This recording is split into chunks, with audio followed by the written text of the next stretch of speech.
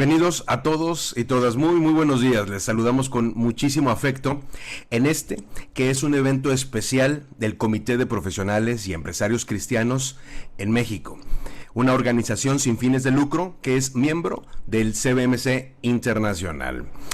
Para nosotros es un verdadero honor que nos acompañen en esta ocasión. Mi nombre es Edgar Medina y tengo el privilegio de dirigir el capítulo México para el Comité de Profesionales y Empresarios Cristianos.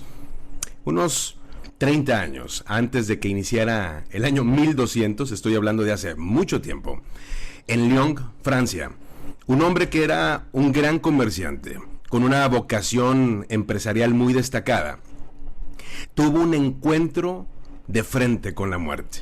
Se cuenta que posiblemente estaba platicando con un amigo muy cercano, cuando de pronto se sintió mal y cayó fulminado, muerto. Ante el inminente hecho y el escenario que representa la fragilidad de la vida, ese gran hombre de negocios, ese hombre que sabía manejar lo material, lo comercial y el dinero, se topó de frente con una de las preguntas más existenciales por excelencia: ¿cómo puedo heredar la vida eterna? Él, conocido hoy como Pedro Baldo, buscó al párroco de su pueblo y le hizo esa pregunta que tenía albergada en el alma: ¿cómo puedo heredar la vida eterna? Viendo el párroco que era Pedro Baldo quien preguntaba, uno de los hombres más acaudalados del pueblo, le respondió a él las mismas palabras que Jesucristo al joven rico: vende todo lo que tienes, dalo a los pobres y sigue a Dios. Esas palabras detonaron en este hombre un cambio radical que la historia nos lega como un movimiento que increíblemente ha trascendido más allá de los muy jugosos negocios que pudo haber hecho en su tiempo. El día de hoy, en esta conferencia, El valor de la fe en un mundo que cambia, confiamos en que puedas encontrar lo mismo que Pedro Baldo, un mensaje trascendente. Un mensaje que sea capaz de llevarte mucho más allá de lo que tienes planificado para el corto plazo. El CBMC, o el Comité de Profesionales y Empresarios Cristianos, nace precisamente en un momento como hace casi 100 años, en los tiempos de la Gran Depresión. Esto es parte de lo que somos y de lo que hacemos. Damos paso a la conferencia y con esto presentamos a nuestro conferencista. Pudiéramos decir verdaderamente mucho acerca de él. El doctor César Vidal es nacido en Madrid en el año de 1958, es un historiador, escritor y comunicador de origen español, residente desde el año 2013 en los Estados Unidos de América. Cuenta con 3 doctorados, uno en Historia, otro en Derecho por la Universidad Alfonso X el Sabio y uno más en Teología y Filosofía por la Logos University. Es nacido en Puente de Vallecas, una zona suburbial del sur de Madrid, y la infancia del doctor César Vidal estuvo marcada por la escasez y el deseo de superación y la realización de los estudios de bachillerato en el Colegio de San Antón. Se considera a sí mismo como un objetor de conciencia. Ejerció la abogacía desde 1980 por espacio de más de una década, abandonándola finalmente para dedicarse a la historia y a la literatura, donde ha obtenido innumerables premios. Habla varias lenguas, igualmente ha ejercido docencia en diferentes universidades, tanto de Europa como de América. Es un escritor sumamente prolífico, especialmente sobre temas relacionados con la historia. Se han publicado obras de su autoría sobre la Guerra Civil Española, las Checas, el bombardero de Guernica, la matanza de los Paracuellos, las brigadas internacionales, la Inquisición, el pueblo judío, entre muchos otros. Asimismo, ha escrito libros sobre personajes históricos como Durruti, José Antonio Primo de Rivera, Bin Laden, Isabel la Católica, Lutero o Judas. Ha puesto también muy especial énfasis en interpretar episodios concretos de la historia que ha considerado que no están convenientemente analizados en la actualidad.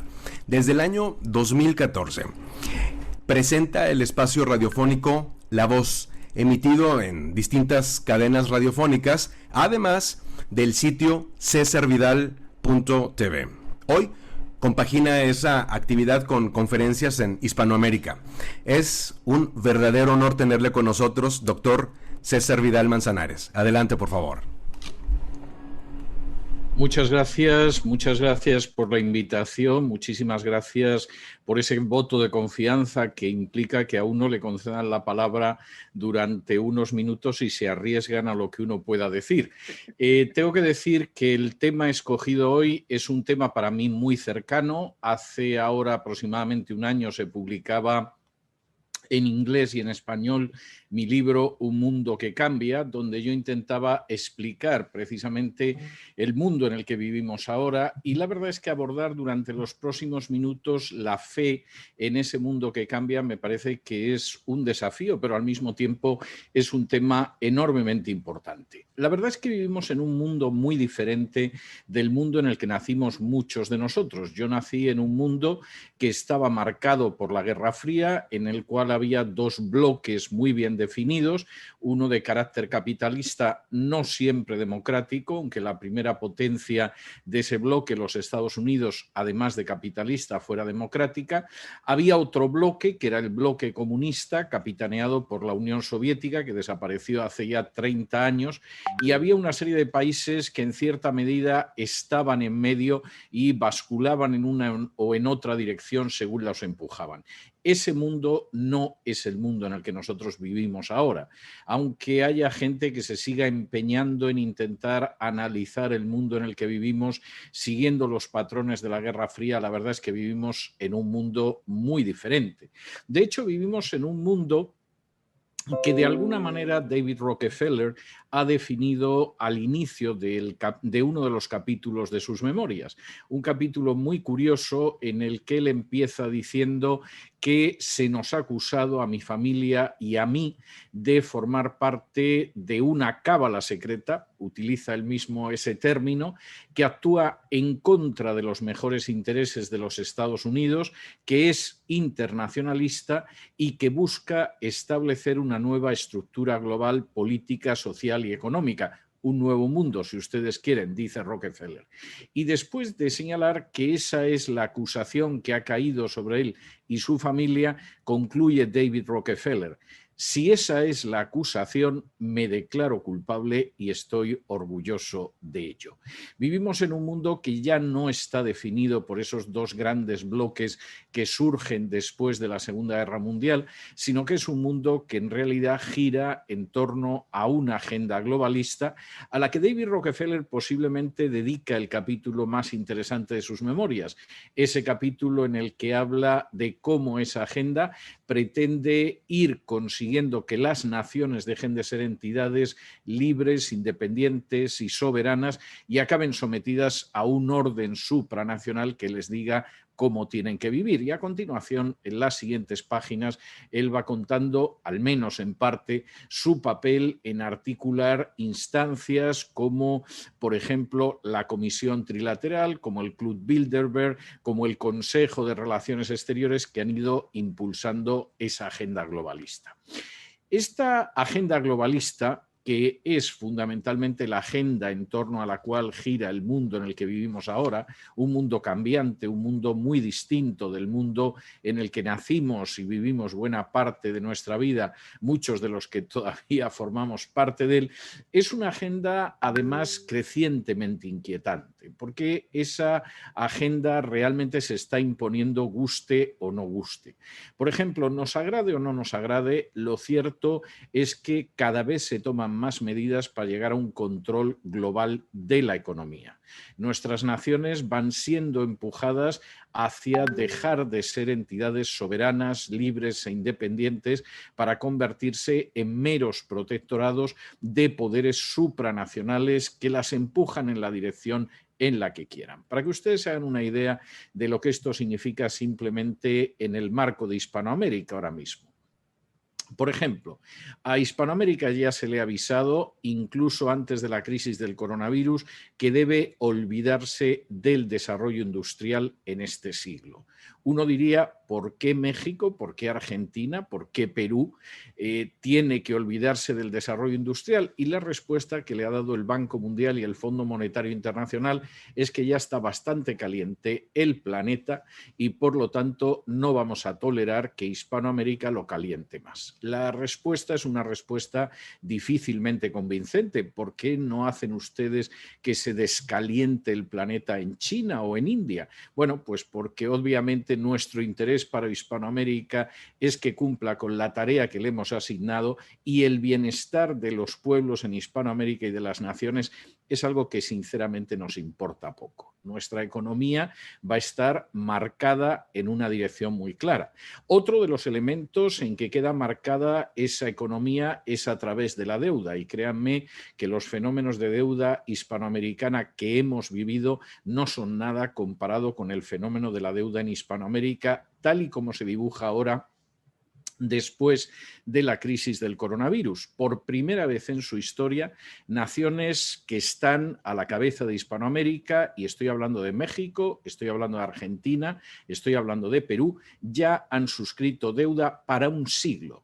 Esto es algo increíble, pero estas naciones han decidido, de manera supuestamente libre y soberana, que van a estar endeudadas al menos para los próximos 100 años. Es una deuda de un siglo de duración que solo ha empezado y que además pasa por alto un principio contemplado en la Biblia y más concretamente en el libro de los Proverbios, donde se nos dice que aquel que recibe un préstamo se convierte en siervo, en esclavo de aquel que le presta el dinero. Nuestras naciones, lamentablemente, hay algunas que todavía no han entrado en esa dinámica, pero no sé el tiempo que van a tardar antes de que entren en esa dinámica, son naciones que en términos económicos están uncidas a una agenda globalista y con perspectivas de difícil independencia. Es además un mundo en el cual la censura y el control cada vez es mayor. Algunos nacimos en una dictadura, fue mi caso en España. Durante buena parte de nuestra vida estuvimos soñando con aquel momento en que se podría contar todo, informar sobre todo, escribir todo sin restricciones. En algún caso, como es el mío personal, tuvimos que exiliarnos del país donde vimos la primera luz y fuimos a parar a otro país que nos otorgó su ciudadanía, en mi caso los Estados Unidos de América, en la espera de que no tendríamos cortapisas para la libertad, pero lo cierto es que hemos descubierto en los últimos tiempos que la censura es terrible. A uno lo pueden expulsar de YouTube, a mí me expulsan cada cierto número de semanas y supongo que en una de estas ocasiones puede ser definitivo. A uno le impiden hablar de ciertos temas si no da la versión oficial sobre esos temas, aunque sean temas que afectan tanto a la población como puede ser el coronavirus y el tratamiento frente al coronavirus, y por supuesto eso afecta a todo el mundo. En un momento determinado, Twitter puede decidir censurar al mismísimo presidente de los Estados Unidos y el mismísimo presidente de los Estados Unidos es impotente frente a esa censura. Y, por supuesto, añadan dentro de esta agenda globalista que controla la información y que controla la economía y que tiene, desde luego, la clara y nada oculta resolución de controlar también nuestra salud y nuestra supervivencia, el hecho de que también van a controlar la naturaleza. Hace apenas 2 días yo era objeto de una entrevista de televisión por parte de una sexóloga que me comentaban cómo la habían expulsado temporalmente de una red social porque se le ocurrió decir que el género no existía y que solamente había 2 sexos, que eran el masculino y el femenino. Y lo decía no por razones de carácter espiritual o moral, sino simplemente basándose en su experiencia de décadas como sexóloga. Estamos en un mundo que cambia y en un mundo, si me permiten ustedes que lo diga así, ciertamente inquietante. ¿Cómo nos movemos dentro de ese mundo inquietante? ¿Cómo intentamos sobrevivir, adaptarnos, incluso prosperar en un mundo que es un mundo muy inquietante, incluso más inquietante que el mundo que vio nacer a la entidad que ha tenido la gentileza de invitarme a tener esta exposición? Porque la verdad es que la Gran Depresión del año 29 a veces parece una excursión de escuela dominical comparado con el mundo en el que estamos viviendo ahora. ¿Cómo nos enfrentamos con eso?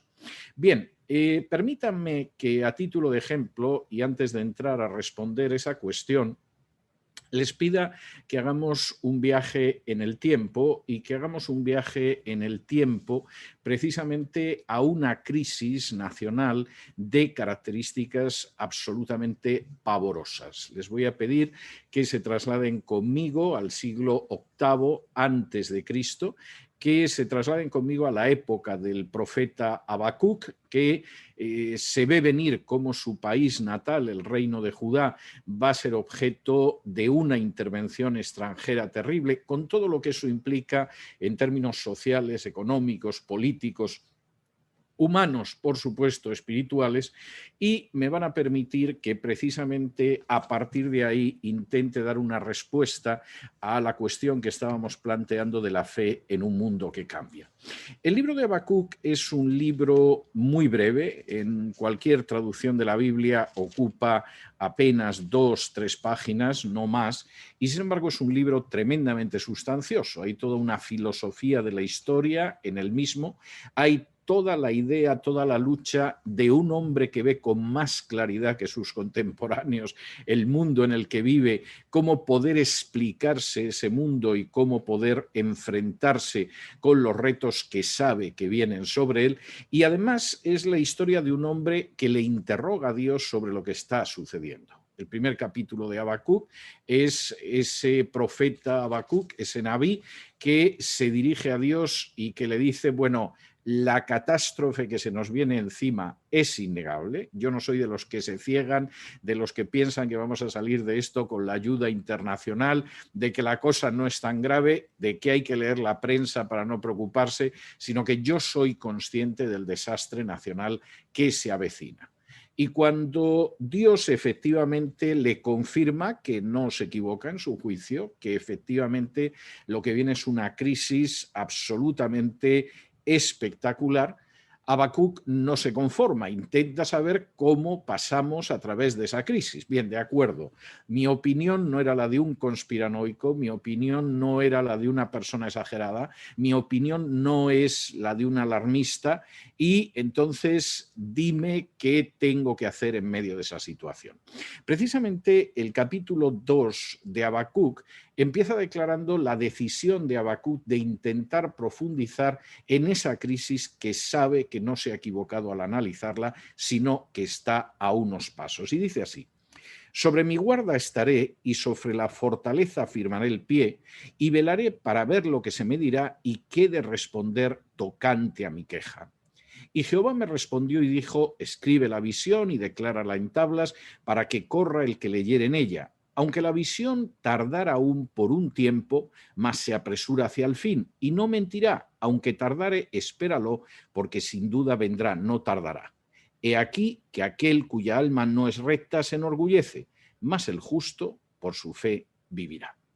La respuesta que recibe el profeta Habacuc es tremenda. Mira, Habacuc, esto va a pasar. Incluso aunque parezca en algún momento que salimos de esta situación, esta nación se ha metido en un túnel y lo que tú has visto efectivamente es lo que se viene encima. Te lo confirmo. Y te vas a encontrar con 2 posibilidades, con 2 alternativas. Habrá quien diga, bueno, esto no es tan grave, de cosas más difíciles hemos salido, y dejará que su orgullo hable en medio de lo que va a venir de todas formas. Pero hay otra salida, y es la salida que tienes que tomar tú, porque realmente es la única salida realista y es la única salida en medio de este mundo que va a cambiar y va a cambiar de manera dramática. Vive por la fe.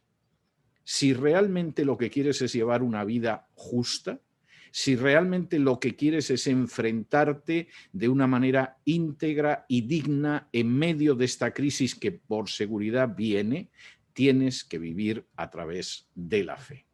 La primera referencia de la fe en medio de un mundo que cambia es que no existe otra alternativa. Por supuesto, hay gente que puede pensar, que puede bandear la situación, que puede sobreflotar cualquier tipo de problemas, pero realmente la única manera íntegra, justa, clara de pasar por encima de esa crisis, de atravesar esa crisis, será precisamente a través de la fe. La segunda cuestión, enormemente importante, es que además no hay alternativas a esa conducta. Esté uno situado donde esté, el llamamiento de Dios es a volverse a Él en medio de la crisis y a volverse de manera inmediata, a no dejar esto para el día de mañana, a no pensar que quizá estoy en una situación más fácil que me permite dilatar dar una respuesta, sino que por el contrario, esto es algo con lo que tengo que enfrentarme ya y me tengo que enfrentar independientemente de a quién vote, por quién sienta una simpatía política o dónde me encuentre en términos sociales. En el Evangelio de Lucas, capítulo 13, aparece un episodio que se suele pasar por alto, entre otras razones, porque se suele desconocer el contexto histórico y, sin embargo, cuando uno conoce el contexto histórico de este episodio, resulta que es enormemente importante. Dice así en Lucas capítulo 13 y versículos del 1 en adelante. En aquel mismo tiempo estaban allí algunos que le contaban a Jesús acerca de los galileos cuya sangre Pilato había mezclado con los sacrificios de ellos. Respondiendo Jesús les dijo: ¿pensáis que estos galileos, porque padecieron tales cosas, eran más pecadores que todos los galileos? Os digo, no. Antes, si no os arrepentís, todos pereceréis igualmente. A Jesús se le acerca en la primera parte del relato una serie de personas y le dice: no sé si sabrás esto, Jesús, pero bajaron de Galilea, de esa zona especialmente tensa, donde cada 30 o 40 años se organizaba una revuelta contra Roma, algunos galileos hasta Jerusalén. Y Pilato, que es un personaje sin escrúpulos, pero que mantiene el orden en la calle, colocó entre aquellos galileos a algunos de sus agentes para que no se produjera ningún tipo de chispazo subversivo. Y cuando los galileos bajaban a presentar los sacrificios al templo, los hombres de Pilato, que iban entre ellos infiltrados, echaron mano de sus cuchillos, empezaron a dar cuchilladas y mezclaron la sangre de los sacrificios que iban a ofrecer aquellos galileos con la sangre de los galileos. Esto, Jesús, es una manera de mantener el orden. No es que uno quiera que el orden se tenga que mantener siempre así, Jesús, pero reconoce que es una manera efectiva de mantener el orden. Si va a haber un conato de subversión, lo que tiene que hacer la persona que gobierna es abortar ese conato de subversión. Y Jesús dice, bueno, posiblemente vosotros pensáis que los galileos era gente más culpable, más digna de castigo, más necesitada en todo caso de volverse a Dios que vosotros. Lamento deciros que estáis muy equivocados. Si vosotros no os volvéis, no os convertís, no os arrepentís, vuestra suerte no será mejor que la de los galileos. Entonces, alguno debió de pensar, hombre, parece que Jesús simpatiza con ciertos movimientos populares, ha dicho, bueno, tampoco eran tan pecadores, todos lo somos, etcétera, etcétera. Y en ese momento, Jesús, por si alguien está tomándole el número cambiado, como decimos en España, por si alguien le equivoca, dice, o aquellos 18 sobre los cuales cayó la torre en Siloé y los mató, ¿pensáis que eran más culpables que todos los hombres que habitan en Jerusalén? Os digo, no. Antes, si no os arrepentís, todos pereceréis igualmente. Quizá algunos pensaréis que lo de los galileos no tenía más importancia. Más grave era esa gentuza que colaboraba con los romanos y estaba construyendo una torre de Siloé para Pilato. Y claro, les cayó la torre, castigo de Dios. Cuando tú colaboras con una chusma como los romanos, qué menos que te caiga una torre. Lamento deciros que estáis equivocados. Si no os convertís, si no os volvéis a Dios, si no os arrepentís, se dará la circunstancia de que pereceréis igualmente. La relación buena con Dios no está por el hecho de que uno se ubica en la izquierda guerrillera de los Galileos o en la colaboración con el ocupante romano, porque vota hacia la izquierda o porque vota hacia la derecha, porque se considera conservador o por el contrario se considera más a la izquierda, porque pertenece a la burguesía o pertenece al proletariado, porque es un campesino o un oficinista. Si no os volvéis a Dios, si no os convertís, tendréis que rendir cuentas en una situación o en otra y pereceréis igualmente. Marx podría decir que la historia de la humanidad era la historia de la lucha de clases, pero la visión de Jesús era muy distinta. La historia de la humanidad, en todo caso, es la de un género completo, con todos y cada uno de sus individuos que se han apartado de Dios. Y si no vuelven a Dios, perecerán. Y por supuesto, en medio de un mundo que cambia, puede que además perezcan en medio de tremendas dudas, tremendas ansiedades, tremendas angustias. No hay manera de sobrevivir en este mundo sin fe, y ese llamamiento a la fe es un llamamiento que se formula a todos y del que nadie puede excusarse alegando su origen social, su inclinación ideológica, su situación en medio de un estado o cualquier otro tipo de circunstancias. Si rechazas ese llamamiento, si no te vuelves hacia Dios, si no te reconcilias con Él, si no te conviertes, perecerás igualmente. Tercer aspecto importante en medio de este mundo de que cambia. Aquella persona que en un momento determinado decide volverse hacia Dios, decide dar la vuelta, que es lo que significa el término conversión o arrepentimiento en hebreo, shub o teshuvah, es decir, dar la vuelta. Uno iba caminando, dejando a Dios a la espalda y de pronto se da la vuelta y empieza a caminar hacia Él.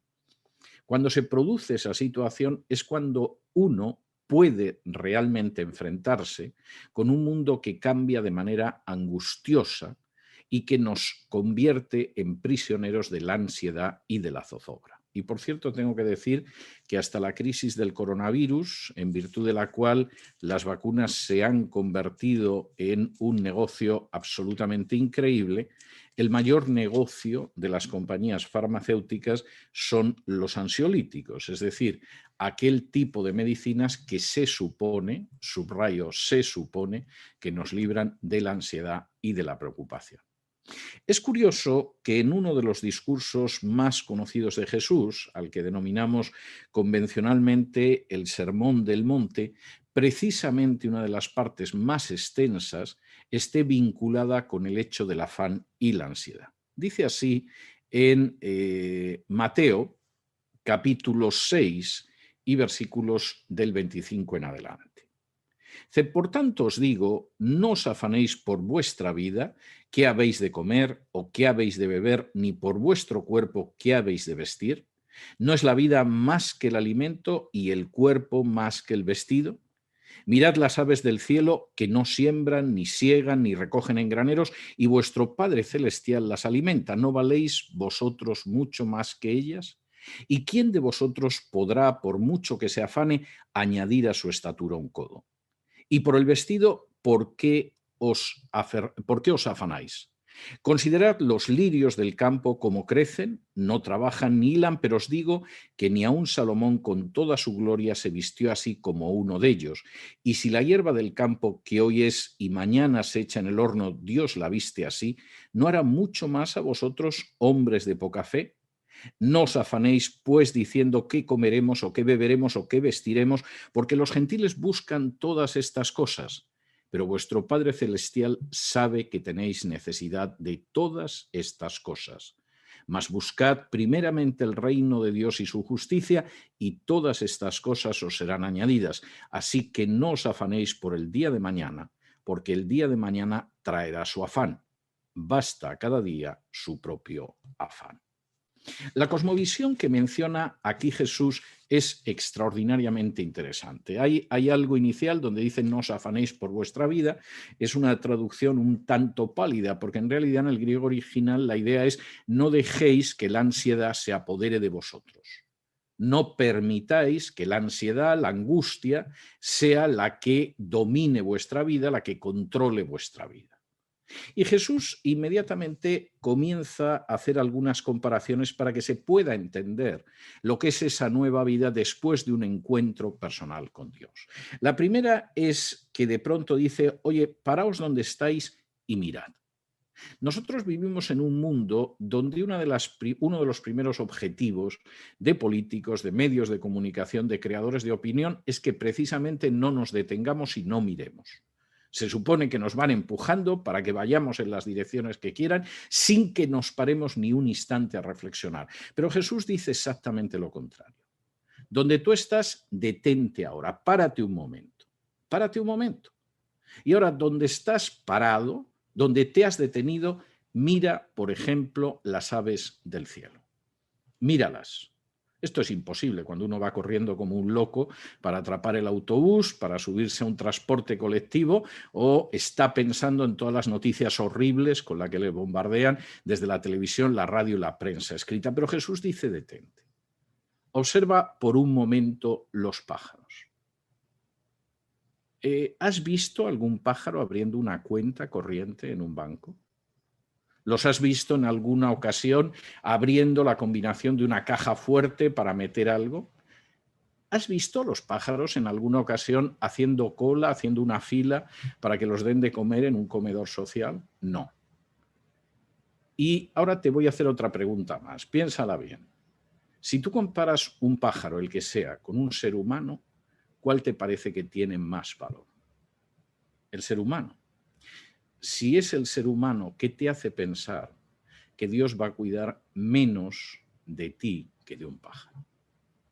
Hace 8 años tuve que abandonar mi tierra natal, España, y exiliarme a los Estados Unidos, después de que me salvé apenas por unas horas de un atentado que me hubiera causado la muerte, porque era un atentado con bomba. Y tuve que empezar por cuarta vez en mi vida desde cero, aunque en esta cuarta vez en realidad tuve que empezar de bajo cero. Un día, a las pocas semanas de haberme afincado en los Estados Unidos, salía de mi casa, supongo que iba a comprar el pan o algo de este tipo por el camino que llevaba, y no debía de estar muy alegre porque en vez de mirar al frente iba mirando al suelo. No sé en qué estaría pensando, pero insisto, creo que no era algo muy animoso y muy alegre. Y de pronto mi mirada dio con un pajarito que estaba tendido, muerto, en la hierba por la que yo iba pisando. Y en ese momento recordé el texto del Evangelio donde dice que ni siquiera uno de estos pájaros cae sin que sea la voluntad de mi Padre y que vosotros valéis más que estos pajaritos. Y yo dije, bueno, vamos a salir adelante por cuarta vez desde cero, aunque esta vez sea debajo de cero. La fe en medio de un mundo que cambia, y puede cambiar individual o colectivamente, te dice que efectivamente vales más que un pájaro. Y que si Dios cuida de esos pájaros, cuidará también de ti, si tú has establecido esa relación de padre-hijo con Dios. De la misma manera que va a ser difícil que el mejor modista del mundo vista a las flores con una mayor elegancia y vistosidad de cómo Dios viste a esos seres.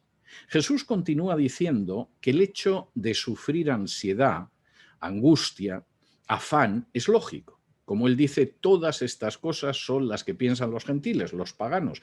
Es algo unido al ser humano. Sentir la angustia, la preocupación, la zozobra por un futuro que se recorta en unos colores especialmente difíciles. Pero Jesús dice, no es así como os debe de suceder a vosotros. el orden de vuestra vida si habéis vuelto hacia Dios, si habéis establecido con Él la relación entre un padre y un hijo, es diferente. No es la relación de los gentiles, no es la relación de los paganos, no es la relación de un ser humano común y corriente. Es la de aquella persona que sabe que su Padre Celestial conoce mucho mejor que él sus necesidades, que va a cuidar de esas necesidades y que por lo tanto busca en primer lugar el reino de Dios y su justicia, porque todo lo demás le será añadido. Es una manera de vivir en este mundo que cambia a través de la fe. Cuarta cuestión que me gustaría dejar establecida. Hemos visto que en este mundo que cambia, no me voy a extender mucho en cómo cambia, creo que en mayor o menor medida ustedes son conscientes de ello, la única manera de vivir es a través de la fe. El justo tiene que vivir a través de la fe, no enorgulleciéndose de sus posibilidades. Hemos visto que efectivamente todas las personas tienen que decidir entre volverse a Dios, convertirse, aceptarlo o perecer. Hemos visto que eso implica una nueva cosmovisión en la cual uno no permite que el afán o la ansiedad claven sus garras en su vida porque confía en su Padre que va a cuidar de él. Pero hay un cuarto elemento en el que quisiera detenerme los últimos minutos. Y es el elemento de que esto no es una simple construcción filosófica, esto no es una simple enseñanza como podría darla cualquier maestro de moral, sino que esto entra de lleno en la historia. No se trata de que en estos momentos ustedes se descalcen, se relajen, se tumben en el suelo cómodamente, empiecen a respirar hondo hasta que les desaparezca la preocupación. Esto no es la cuestión. No se trata tampoco de que entren en una meditación que los calma. No, aquí estamos hablando de algo mucho más serio que una simple visión filosófica. Y esto es algo que curiosamente describe Pablo en su carta a los romanos, en el capítulo 5, en el que me van a permitir que me detenga en los últimos minutos. Pablo ha ido relatando en los primeros capítulos de su carta a los romanos cómo la persona que quiere salvarse no puede aspirar a salvarse por ceremonias, por ritos, por sus obras, por méritos, porque es culpable delante de Dios y Dios ha puesto un camino de salvación que es aceptar por fe el sacrificio de Cristo en la cruz. Cuando una persona se reconoce pecadora, cuando una persona se inclina ante el sacrificio de Cristo en la cruz, cuando una persona recibe a través de la fe ese sacrificio expiatorio de Cristo en la cruz, esa persona es justificada por la fe, esa persona es salvada por la fe. Y después de que Pablo ha relatado esto en los 4 primeros capítulos de su carta a los romanos, dice así al inicio del capítulo 5. Justificados pues por la fe, tenemos paz para con Dios por medio de nuestro Señor Jesucristo, por quien también tenemos entrada por la fe a esta gracia en la cual estamos firmes y nos gloriamos en la esperanza de la gloria de Dios. Y no solo esto, sino que también nos gloriamos en las tribulaciones, sabiendo que la tribulación produce paciencia, y la paciencia prueba, y la prueba esperanza, y la esperanza no avergüenza, porque el amor de Dios ha sido derramado en nuestros corazones por el Espíritu Santo que nos fue dado. Y parece que estamos oyendo a alguien diciendo, un momento, Pablo, para ahí. Una cosa es que digas que a través de la fe somos justificados y que tenemos paz con Dios. Incluso que por la fe podemos entrar en la presencia de Dios. Pero eso de que además nos gloriamos en las tribulaciones y que la tribulación produce paciencia y la paciencia prueba y la prueba esperanza y la esperanza. Pablo, ¿qué estás fumando últimamente para decir estas cosas tan graves? Y parecería que Pablo ha entrado simplemente en un discurso teológico donde nos va contando cosas que suenan muy bonitas, pero que están sujetas en el aire. Y en ese momento Pablo hace una afirmación terrible. Todo esto que estoy diciendo es cierto, versículo 6, porque Cristo, cuando aún éramos débiles, a su tiempo murió por los impíos. Ciertamente apenas morirá alguno por un justo, con todo, pudiera ser que alguno osara morir por el bueno. Mas Dios muestra su amor para con nosotros en que, siendo aún pecadores, Cristo murió por nosotros. Pues mucho más, estando ya justificados en su sangre, por él seremos salvos de la ira. Porque si siendo enemigos fuimos reconciliados con Dios por la muerte de su Hijo, mucho más, estando reconciliados, seremos salvos por su vida. Las palabras de Pablo son de una enorme trascendencia.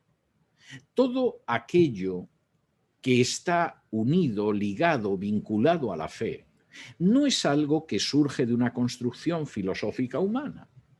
No es algo que podría contar el último gurú venido de la India. No es algo que de pronto se le ocurre a un filósofo que vive en un apartamento en Manhattan. Es algo que se sustenta sobre un hecho histórico. Nosotros somos enemigos de Dios. Hemos desobedecido a Dios conscientemente a lo largo de nuestra vida. Sabíamos que no había que mentir, pero hemos mentido. Sabíamos que no había que hurtar, pero es obvio que la gente hurta. Mucha gente sabe que está mal el adulterio y eso no evita que cometa adulterio o que cometa fornicación. En otras palabras, somos enemigos desde el momento en el que hemos decidido que nuestra vida va por un lado y la ley de Dios va por otro, y eso nos condena delante de Dios. Lo que hace que nuestra fe efectivamente sea algo sólido, que se asienta y se apoya en algo totalmente real, y que precisamente por eso nos permite vivir en un mundo que cambia, es que eso descansa en el amor de Dios. Y el amor de Dios no es un concepto teológico, es una realidad histórica que podemos ver cuando contemplamos la cruz del Calvario. Lo que dice Pablo es tremendo. Pensemos por un momento en la gente por la que estaríamos dispuestos a dar la vida. ¿Por alguien que nos odia? Jamás. ¿Por alguien con el que tenemos enemistad? Ni pensarlo. ¿Por alguien indiferente? No. Quizá por alguien especialmente bueno, por alguien muy querido, por una causa que consideramos muy noble, pero jamás por alguien que es un enemigo, que actúa en nuestra contra, que vive con absoluta indiferencia a lo que a nosotros nos parece que es bueno y digno y justo. Y Pablo puede decir: el amor de Dios existe y no es un concepto teórico que confunde a Dios con una especie de Santa Claus que, en fin, al final da todo por bueno. No, Dios es justo.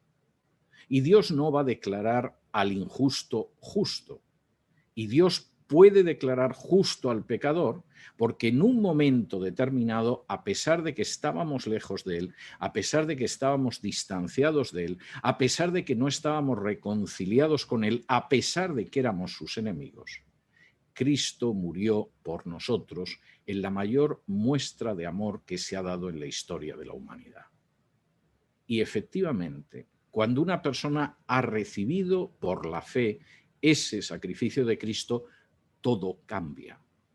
Esa persona de pronto se encuentra con que tiene una relación de padre a hijo con Dios. No es solo una criatura de Dios, es un hijo de Dios porque ha aceptado el sacrificio de Cristo en la cruz.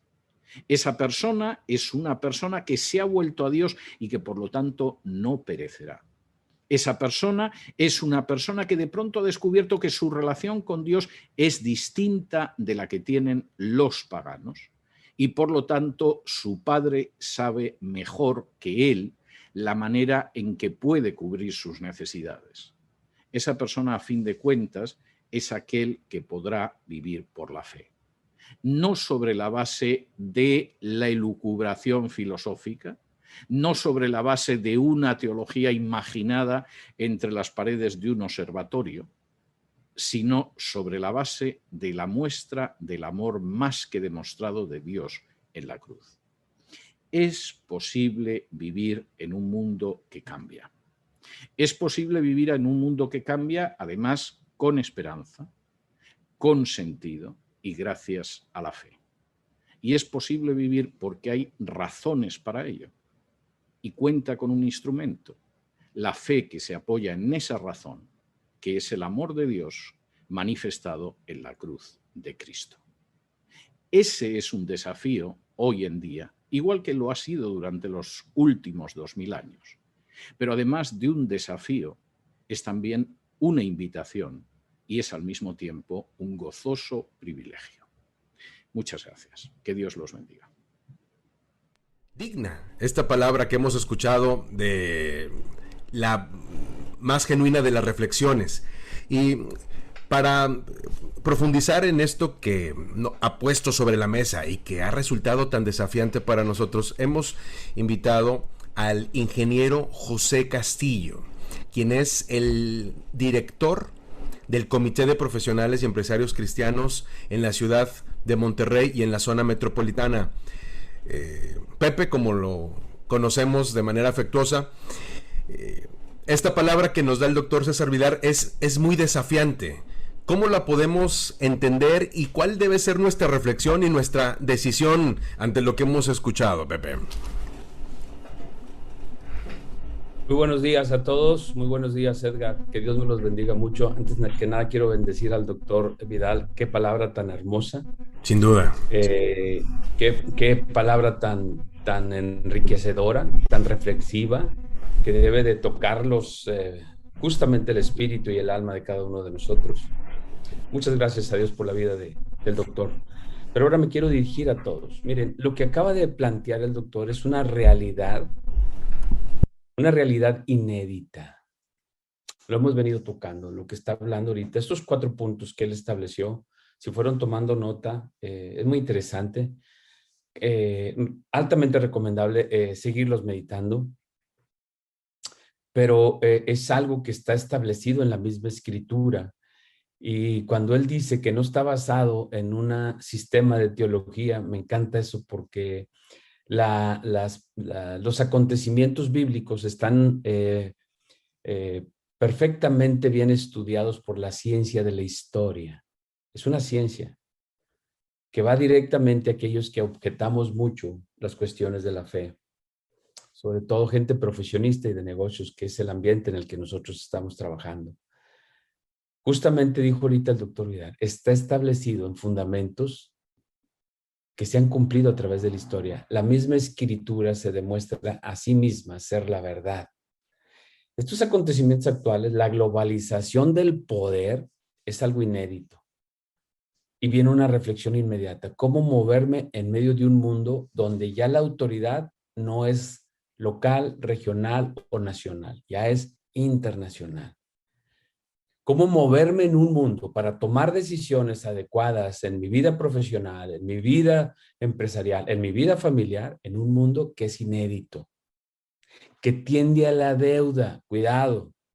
Ese es un foco rojo, Edgar.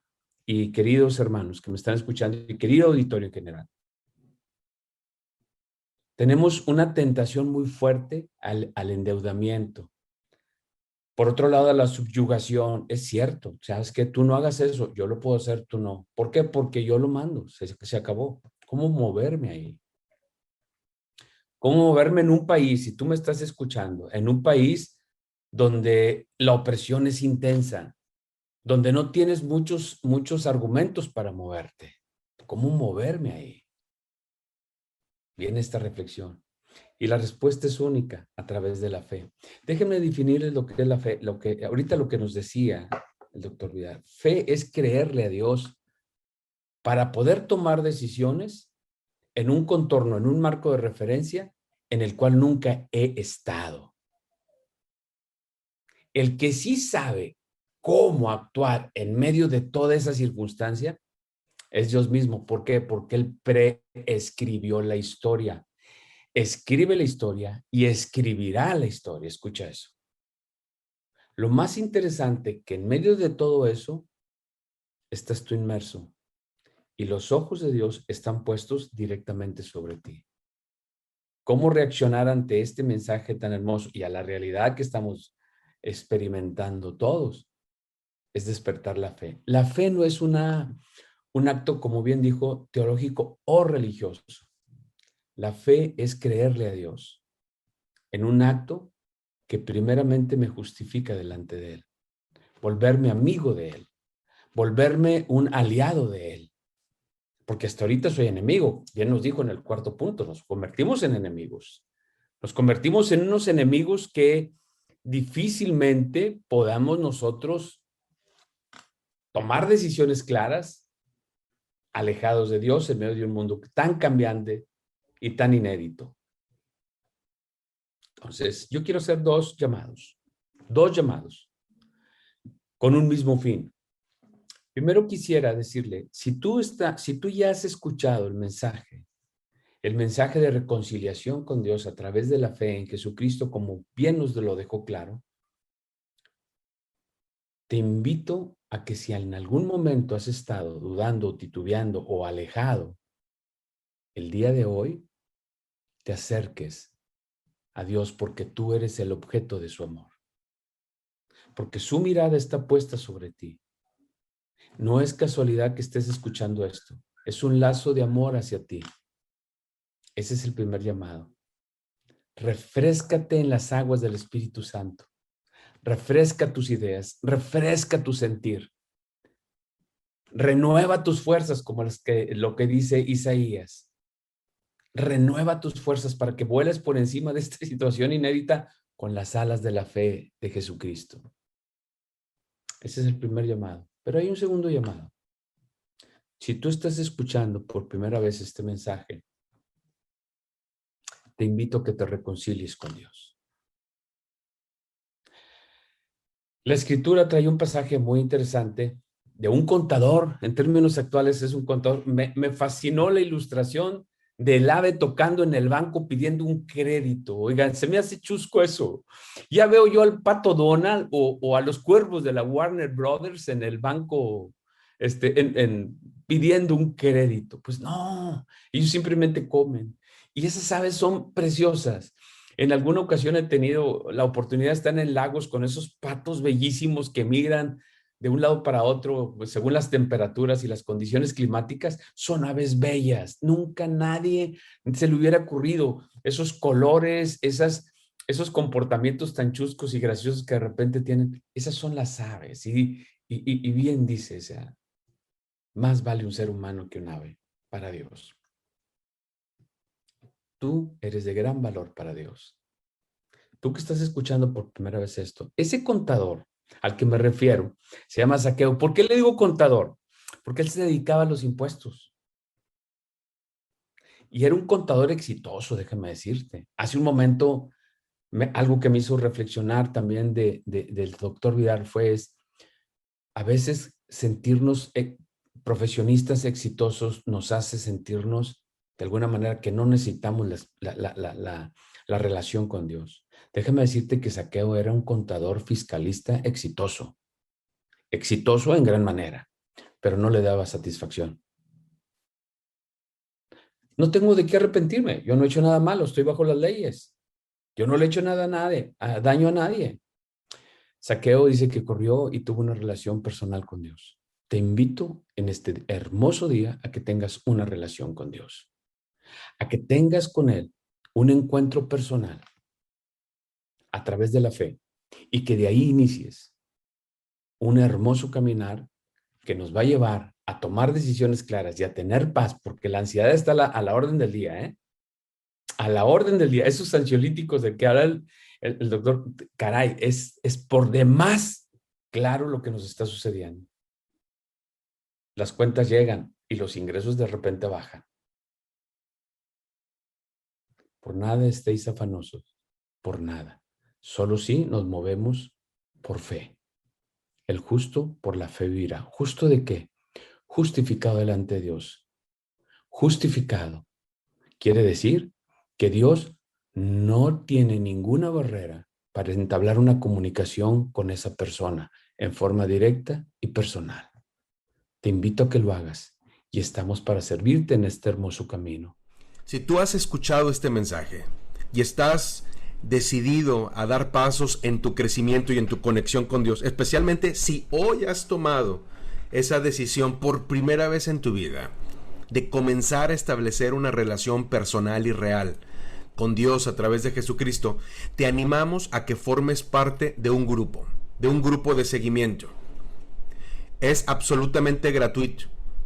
La idea es estarnos reuniendo, muy posiblemente 1 hora cada semana, para poder charlar sobre estos asuntos y crecer en nuestra fe y analizar el mundo en el que vivimos, en particular el de los negocios, seamos empresarios, comerciantes, emprendedores o profesionales, para poder saber cuál es la dirección que Dios quiere darnos en cada uno de nuestros afanes y de nuestras tareas cotidianas, pero sobre cualquier otra cosa, crecer en nuestra comunión real y personal con Dios.